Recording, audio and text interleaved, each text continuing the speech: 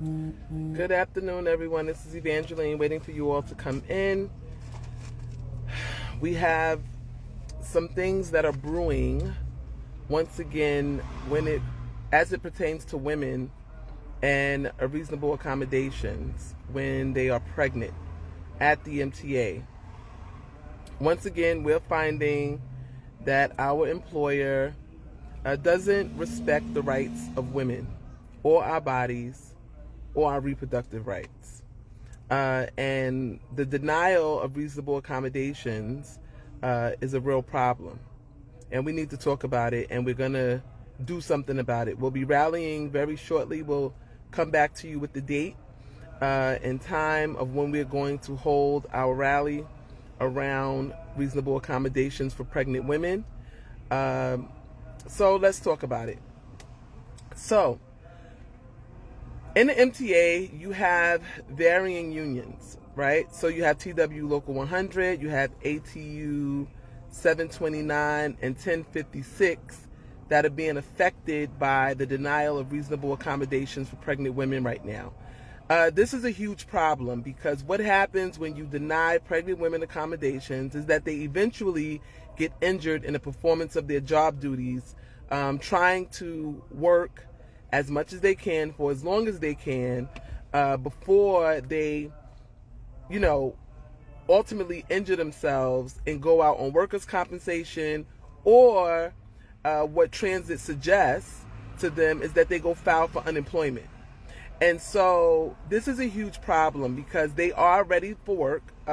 There's no issue with them when it comes to their being able to work, except that they just need to be accommodated.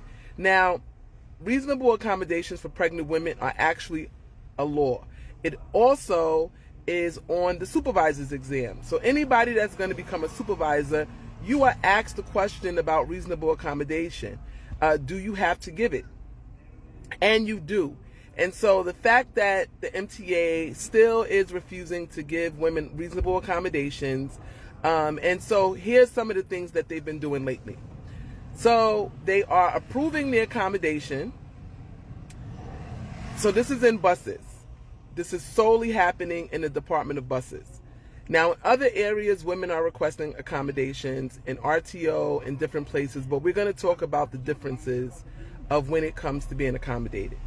Now, we had a woman who lost her baby on the train tracks. I think it was back in 2020.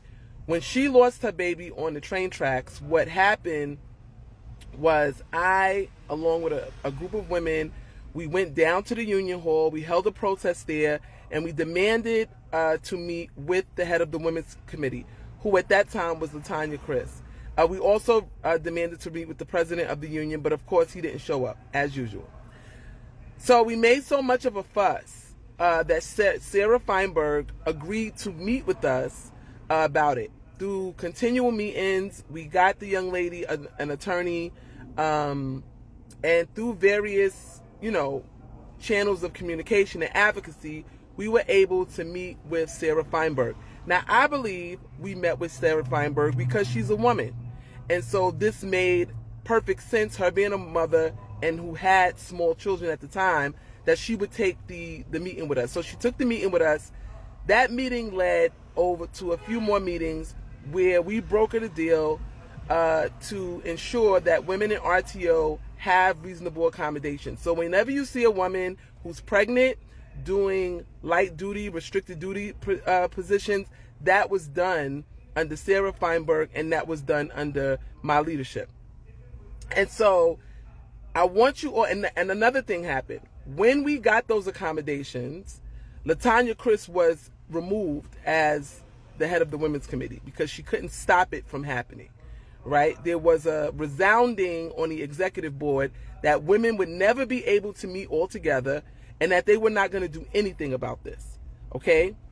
As a matter of fact, the president of the union went in, instead of giving us all 140 positions to be made available to women if they were pregnant, only signed off on 4, when that was not the deal. The agreement was that all of those positions would be made available for light duty work because they now knew that women throwing switches and being restricted to the yard would cause irreparable harm. And that's what happened when the young lady lost her baby on the train tracks.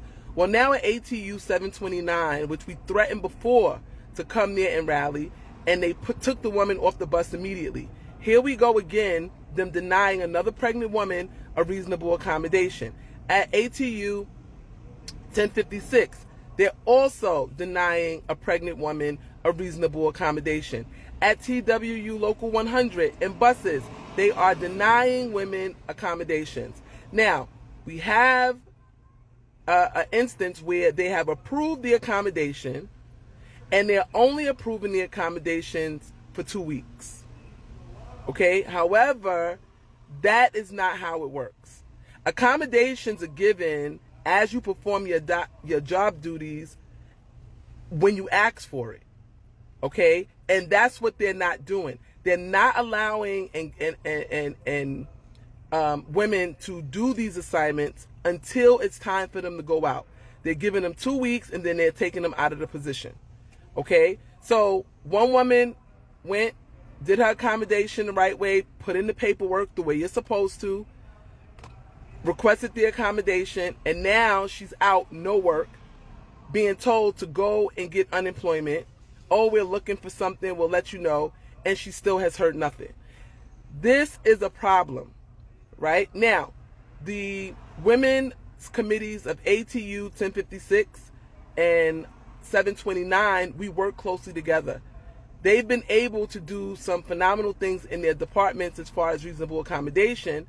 However, over at Local 100, we have little Miss Giselle over there who does not know what to do. Okay? And this is what happens when you have leadership that puts women in power, right? Just as a placeholder. They really can't do nothing, but they put them there as a placeholder so that they can say, oh, we have a women's committee, this is who we have. However, they're ineffective and not able to deliver. Reasonable accommodations are to be given to women at a point of ask, and when your doctor says that you can only lift a certain amount or you can't be on the bus, you're supposed to be giving light duty work in order to fulfill the accommodation. And the MTA is not following through. Not only that, instead of removing and rescinding the accommodations that they gave in writing, what they're doing is making phone calls or using the union, right? They're using the union to violate the accommodation so that the MTA can say that they didn't do it. But we have an instance where a manager, okay, denies the woman the accommodation and she's taken out of her job. This is very important to understand. As women, you have rights. You have rights. And you have a right to be pregnant, and they cannot deny you accommodations when you are pregnant. Tomorrow, we're having our Women Uplifting Women Conference. This is how the whole organization came about in the first place. We handle a lot of different issues now, but originally we formed to protect the reproductive and human rights of women in the workplace. Because what we find is that the MTA, even though women are becoming the majority of the workforce, still does not want to deal with the fact that women have needs when they're pregnant. Not to mention, most women do not ask for an accommodation until they are further along in their pregnancy. They're usually about 7 months, what we see on average, when women start saying, I need to come off of my job, I can't do it anymore for safety reasons, right? And so that they don't go into labor while in the performance of their job duty or injure themselves. We work in safety-sensitive jobs. So once it's no longer safe to operate a bus or move a train or go down on tracks and do the different jobs that we do, or fix train cars, or whatever the work that these women are doing in their job, in their prospective job titles, it is very important that we understand that they are not asking for special favors, right? They're not even asking to not work. They're just asking for a simple accommodation. Some of it as much as extra bathroom breaks, more time to drink water,